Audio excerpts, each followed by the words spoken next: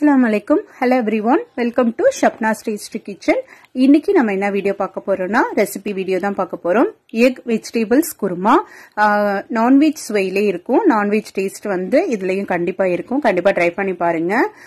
ஒரு கடாய் எடுத்துருங்க. அதுல 2 டேபிள் ஸ்பூன் ஆயில் சேர்த்ததுக்கு அப்புறமா 1 டீஸ்பூன் ஜீரகம், 2 பட்டை, 2 கிராம்பு, 2 ஏலக்காய், பிரிஞ்சி இலை சேர்த்து தாளிச்சிருக்கேன்.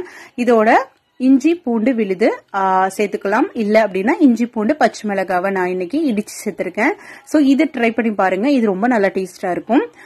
இந்த விழுது நம்ம சேர்க்கும் போது பாத்தீங்கன்னா நல்லா தெரிக்கும். கொஞ்சம் கேர்ஃபுல்லா பாத்துக்கோங்க. இது எல்லாமே வந்து பச்சை வாடெல்லாம் போற வரைக்கும் நல்லா வதக்கிக்கலாம்.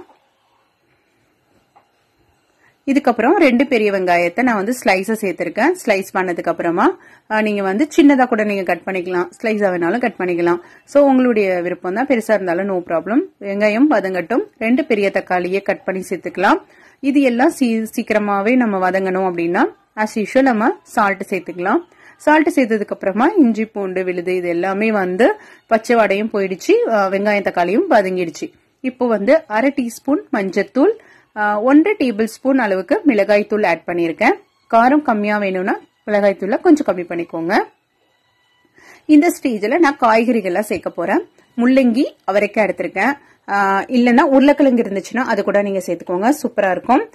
அந்த மசாலாவோட காய்கறிகளையும் ஜஸ்ட் ஒரு 2 மினிட்ஸ் வந்து ஃப்ரை பண்ணிட்டோம். இப்போ பாத்தீங்க அப்படின்னா ஒரு 2 டேபிள் ஸ்பூன் அளவுக்கு நான் வந்து மல்லித்தூள் ஆட் பண்ணிக்கிறேன். இதோட தேவையான அளவு தண்ணி சேர்த்து உப்பும் சேர்த்து காய்கறிகள்லாம் நல்லா வேகட்டும். வெந்ததுக்கு அப்புறமா நம்ம ஒரு 1/4 கப் தேங்காய் துருவல் வந்து எடுத்து அதை வந்து நம்ம பேஸ்டா அரைச்சு நம்ம இதுல சேர்க்க போறோம். தேங்காயோட பேஸ்ட் சேர்த்ததுக்கு அப்புறமா பச்சை வடெல்லாம் போனதுக்கு அப்புறமா நம்ம வந்து எக் வெஜிடபிள் குருமா சொல்லியிருக்கேன் இல்லையா. சோ கண்டிப்பா எக் தேவை. நம்ம வந்து இது எக் வந்து உடைச்சு ஊத்த போறோம்.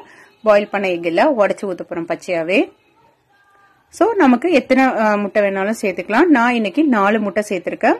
நான் முட்டை சேர்த்ததுக்கு அப்புறமா ரொம்ப சிம்ல வச்சிருங்க. ஏன்னா முட்டை வந்து ரொம்ப வந்து பொடி பொடியா வந்து உடைஞ்சு போயிடும், சீக்கிரமும் ரொம்ப சின்னதாயிடும். அதனால வந்துட்டு நீங்க வந்து நல்ல ஒரு ஷேப்பா வேணும் அப்படின்னா சிம்ல வச்சிருங்க. சிம்ல வச்சு வந்து குக் பண்ணுங்க. ஒரு 10 மினிட்ஸ் வந்து சிம்ல வச்சிருந்தீங்கன்னா நம்மளுடைய முட்டை எல்லாமே வந்து குக் ஆயிடும். ரொம்ப ஒரு ஈஸியான சிம்பிளான ஒரு குருமா தான். இது வந்து ரைஸோட சூப்பரா இருக்கும். கண்டிப்பா வந்து நீங்க ட்ரை பண்ணி பாருங்க. இப்போ 4 முட்டையும் உடைச்சு ஊத்தினதுக்கு அப்புறம் கொஞ்ச நேரம் மூடி வச்சுக்கலாம். சிம்ல இருக்கட்டும். இப்போ நம்மளுடைய முட்டையும் நல்லா வெந்துருச்சு. குழம்பும் நல்லா கொதிச்சிருச்சு. இந்த ஸ்டேஜ் பர்ஃபெக்டா இருக்கு. இப்போ நம்ம ஆஃப் பண்ணிடலாம். இது வந்து பாத்தீங்கன்னா சிக்கன் மட்டன் குழம்பு மாதிரியே நல்ல டேஸ்டா இருக்கும். ரைஸோட சூப்பரான காம்பினேஷன். கண்டிப்பா ட்ரை பண்ணி பார்த்துட்டு எப்படி இருந்துச்சுன்னு சொல்லுங்க. மறக்காம என்னோட சேனலை சப்ஸ்கிரைப் பண்ணுங்க ஃப்ரெண்ட்ஸ்.